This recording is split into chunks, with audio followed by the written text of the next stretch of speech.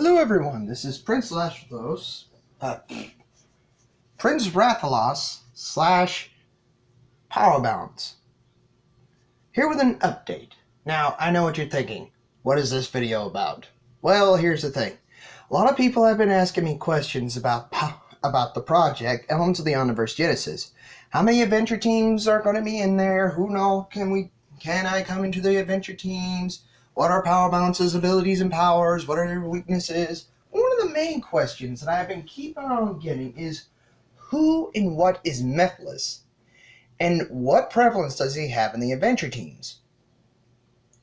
Well, I thought this video would be something to describe that ability, if you don't mind. So, let's look into Mephiles, the character within this story. Now, Mephiles, in order to understand Mephiles in the story, we have to look at him from the game he was from. And that is this dreaded Sonic 06, best game of all time, by the way. But, strangely enough, Mephiles has never been seen or heard from in the Sonic games again. While he did cameo in the IDW comics that one time with Scourge being in interdimensional jail, spoilers, I'm not exactly sure if Mephiles has had anything else related to Sonic or anything within the Sega franchise. But, let us continue with the discussion. Mephiles the Dark is in fact the dark mind and conscience of Solaris, the sun god, or as I like to call him, the sun god of destruction. By fusing with Iblis, he became Solaris. However, Mephiles is a lot more to it than that. He's a well-developed character within the Sonic franchise. Let's start this at the very beginning. In the first ever that we ever think of Mephiles, we think of his origin. Turns out, way back in Soliana, 10 years ago from Sonic 06, which was probably 1996? That was a year right before I was born, by the way, but I digress. So, it turns out Mephiles is a dark black goo with no, physical being to him. And then there's the living flames of disaster, Iblis. However, both of these forms escaped after the accident that happened in the lab, and thus was sealed by Shadow 10 years ago during a time-traveling event. Sealed away in a key item, the Scepter of Darkness, and that will make a returning debut to hardcore Sonic fans who want me to try and keep Mephiles as close to his original character as possible. However, Mephiles was still in there 10 years later, and thus with an accident with the Scepter, it broke free. This happened before Shadow's time-traveling misadventure, so he didn't know who Mephiles was when he called Shadow out by name. However, an interesting notion, Mephiles absorbed Shadow's own shade, or shadow, as you could say, which gave him more of a different look to him. By absorbing Shadow's own shade, he began to take a form that resembled the hedgehog. However, as you can see in the description of the picture, his face lacks any mouth, but he does have ears, quills, chest fur, and hands. And if I scroll down a little bit here, he also has feet. However, a noticeable difference is that this color scheme is a bit darker. The coloring where it's red is a bluish gray. His black is like ash black, and his eyes are green with a reptilian black slit for an iris. However, Mephiles doesn't just stop at this moment.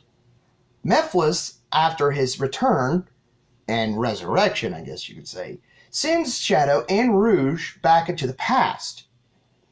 Not back to the past, but into the future. 300 years to be exact. It was either 300, 200, or 100, I can't remember. But anyway, Mephiles then sends him into the future, along with himself. He begins to manipulate Silver on the hope that they can defeat Iblis once and for all. See, this is one thing I love about Mephiles. He may tell the truth, but he doesn't tell the whole point of it. He's an excellent manipulator, and just because he is a manipulative doesn't mean that he does not have power. Mephiles is power of darkness. After tempting Silver, Mephiles then tried to persuade Shadow to join his side, which doesn't really make any sense, but I guess it's because thanks to his new form, he has a better appreciation for the hedgehog. However, Shadow refuses, even by being shown what happened to him in the future. However, Mephiles then gains his more dark persona by gaining this new look. His body looks like it's added with crystals. Its ears are still there, but his hands become more claw-like.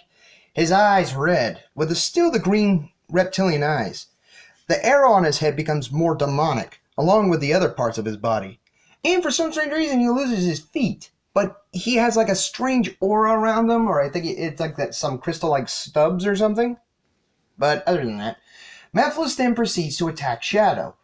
However, Omega interferes, and then Mephiles gets away back into the present, with Shadow and Omega following in pursuit. However, another problem with this is that afterwards, Mephiles keeps on reappearing. He persuades Silver yet again and convinces him what he's doing is the right thing, even though he's not actually giving out exactly what he's saying. Excuse me.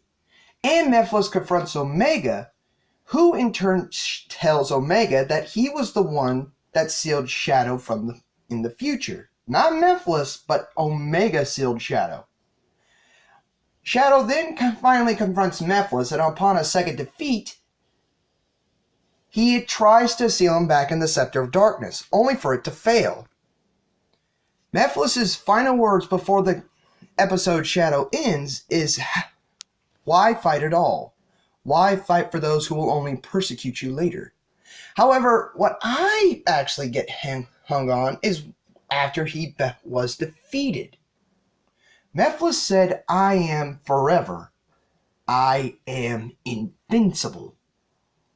It turns out Mephiles the Dark does not have limited power.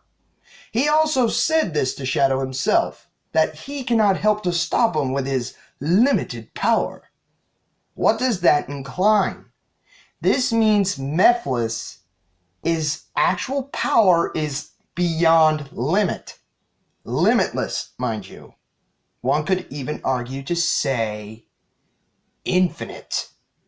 However, the theory that infinite was Mephiles was highly debunked.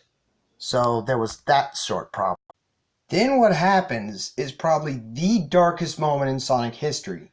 And in fact, one of the great reasons that Mephiles is the greatest villain of all time. Not just in Sonic history, but in all history. Mephiles was able to accomplish his mission. Not just by fusing with Iblis to become Solaris, but by killing Sonic. That's right, ladies and gentlemen. He was the only character thus far to actually kill Sonic. Think about that for a second. Eggman was able to capture him sometimes. The longest he was able to do was 3 months, and that was with the help of the Phantom Ruby. And in fact, Infinite did beat him on their first encounter, but, well, let's just say Infinite isn't exactly the most competent villain unless it's in my universe, but let's get on with the show. I digress. Mephiles himself showed that he was not only smart, strategic, but he was also all-knowing and all-powerful. Plus, he manipulated Silver into thinking that he was the Iblis Trigger. But, in a way, Sonic was the Iblis Trigger, just not in the way Mephiles told Silver. He wanted Sonic dead because the flames of disaster were sealed inside Princess Elise, and the two had formed quite a cute little bond together. Sort of like boyfriend and girlfriend, I guess. Also, don't give me that crap that it sucks because Elise kissed Sonic, okay? Disney does this sort of crap all the time. Roger Rabbit and Jessica Rabbit, along with Beauty and the Beast. Come on, shut up. So, Mephiles himself was the one character to do what no other Sonic villain has ever been able to do. Kill Sonic. And in fact, was even able to do what he truly wanted. To become better. Stronger. More godlike. While there have been villains in the more modern Sonic games, such as Sonic Unleashed with Dark Gaia, or with Infinite, which looks like him, Along with the hinted Time Eater, though it hasn't really been debunked by Sega themselves, Mephiles still remains the most powerful and most epic villain that Sonic has ever faced thus far. However, Sega has refused to bring him back. Perhaps it's because he's erased from the timeline. Or maybe it's because, well, he was just in a one-on game. He was made for that specific game, but if there was a way to bring him back, say a remake of Sonic 06, yes, I'm talking to you, Sega, remake this game. Like, literally give it 3D graphics, take away all the bugs, and you got yourself a million, sir, that will get you way past Nintendo for your bargaining points, and will even surpass Nintendo, and you shall become the god of video game making history that you truly deserve! Sorry, I'm more fan of Sega than Nintendo. I'm sorry. I forgot to... But seriously, Sega should pay attention to this, okay? Now then, I know what the question is. If he's erased from the timeline, and he already had a great character to begin with, then how in the heck is he going to be in the Adventure Team universe? Or as I like to call it, the Multimedia universe. Or some people just call it the, I think it's the Kingdom of Hearts universe. Now, while I did have to rewrite Mephiles, okay, hold the pitchforks just yet. I've got to explain. I rewrote him to an extent. I didn't take away everything, okay? His voice, his mannerisms, his personality, what he wants and stuff. I just had to rewrite it just a little bit, okay? But I will include that I did rewrite him that would be most fitting to the guy. So you don't have to worry about that. See, in the Multimedia universe, or Adventure Team universe, Mephiles is not half god. He truly is a god. Though, in original terms, I was planning on making him a demon. But then I thought, why not a demon god? Like, how could a demon become a god? Well, demons aren't born into darkness. They nurture it. But what if one was able to fuse itself with all the dark enigma that showed around the world? This is where it got a little tricky for me because I didn't really have any other thing to base that off except for 2 references. Ares from the animated movie Wonder Woman, and Dark Matter from the Pokemon Super Mystery Dungeon, which is a really good game. I highly recommend you play it. It's really good. But I digress. See, here's the thing. Mephiles in this is sort of like both of those characters combined while still being Mephiles. Because his goals are the same, his ideas are the same, just that his powers are the same. But how he acquires those powers, that's where it gets good. Now, I'm pretty sure people will probably respect me on what I decided to do. Like Ares. So, let me explain something. Ares, in the animated movie Wonder Woman, was able to absorb the psychic energy of war and carnage, thus making him stronger. In fact, as seen and demonstrated in the movies, that such items such as a nuclear bomb had the psychic energy of 1,000 wars, which of course gave Ares a bit of a buff. Like, seriously.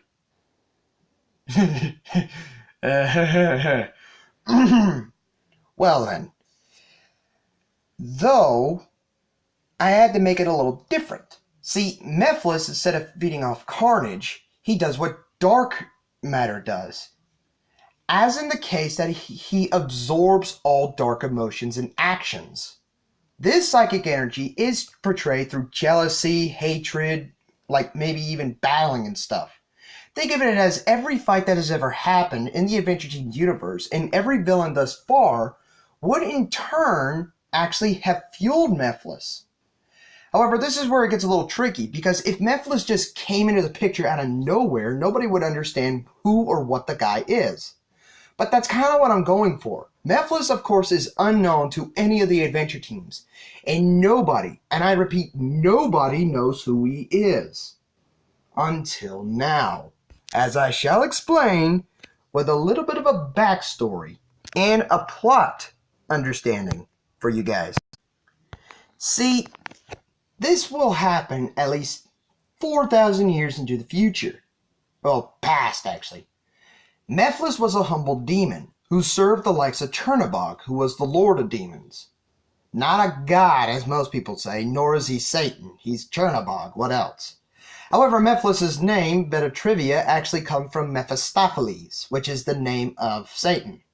Though some people still call him Lucifer, which was his fallen angel name, but still, I digress.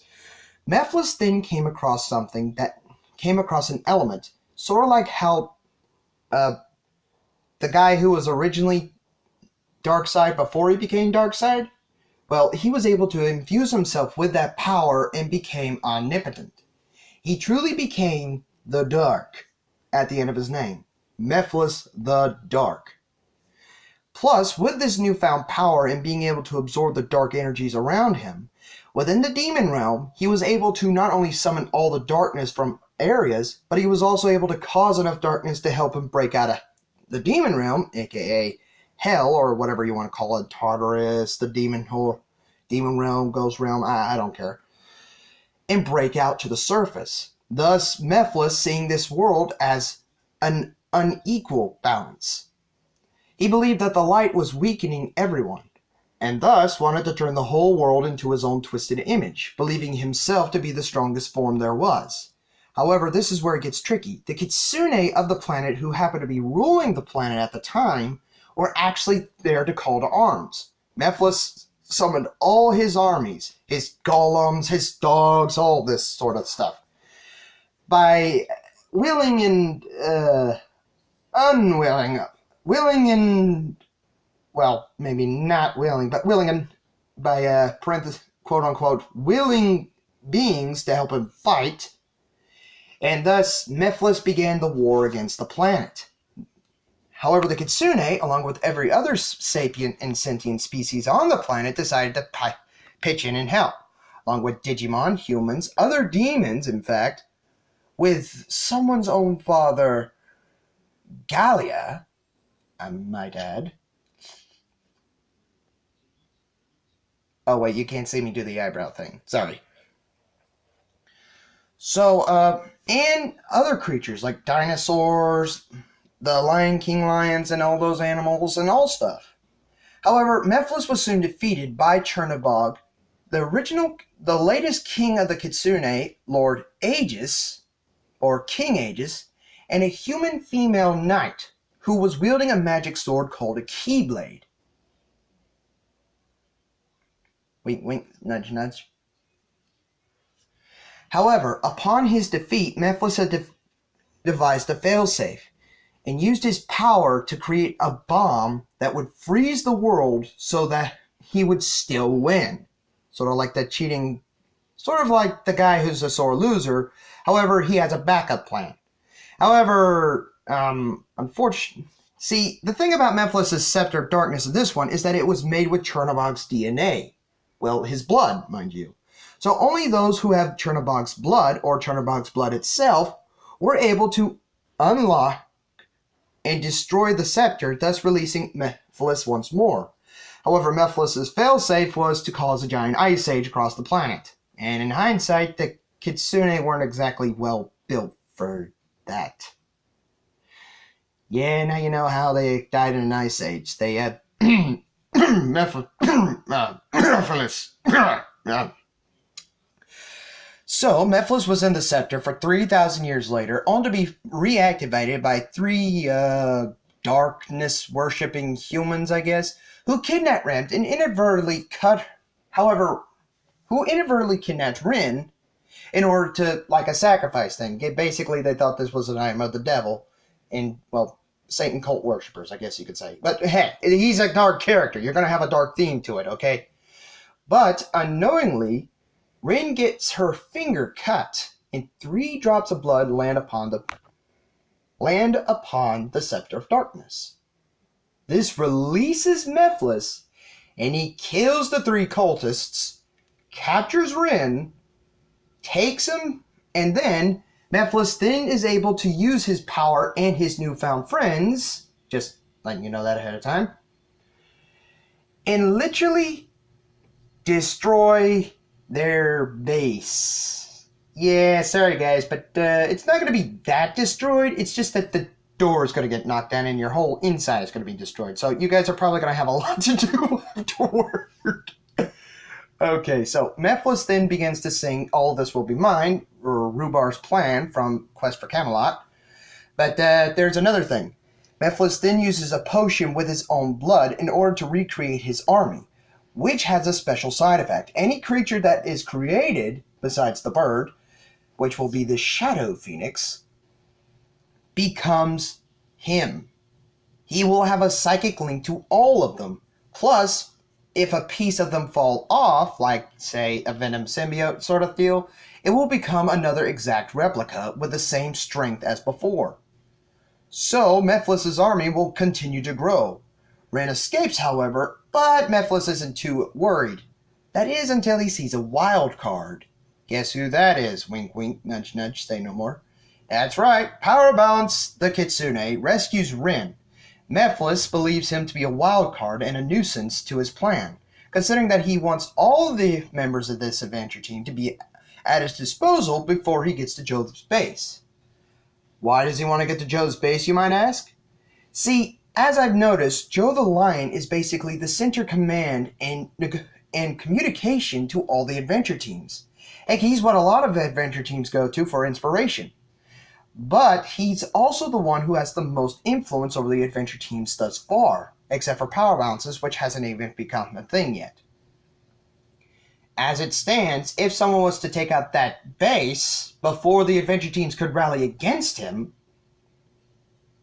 he could destroy the world no problem. However, there are certain things that he did add to it, like him having a pet Devil Joe.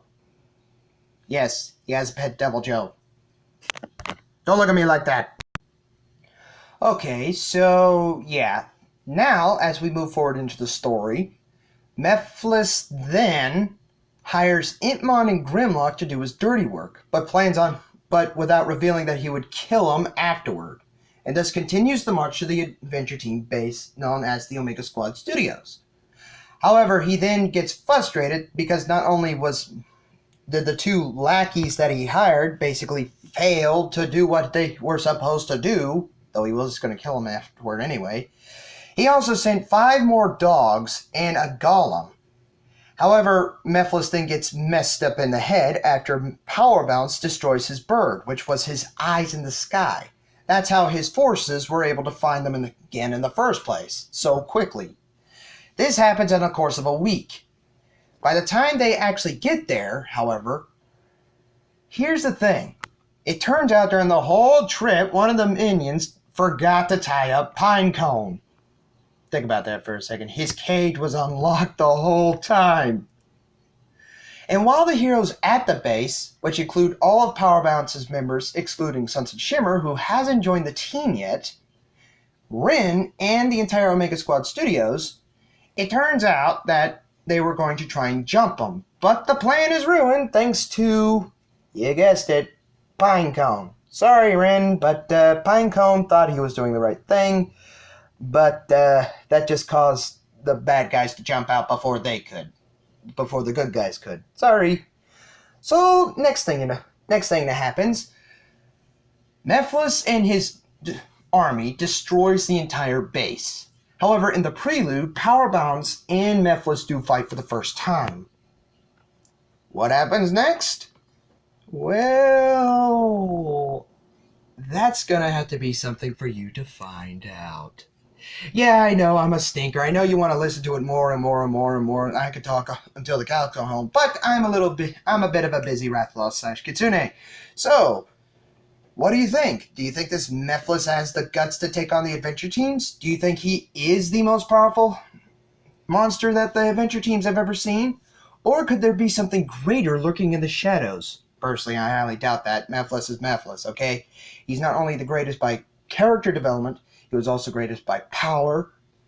Look, here's the thing.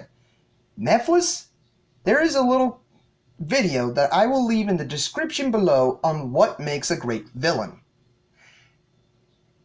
Because he checks everything on the last of the list, okay? So, yeah.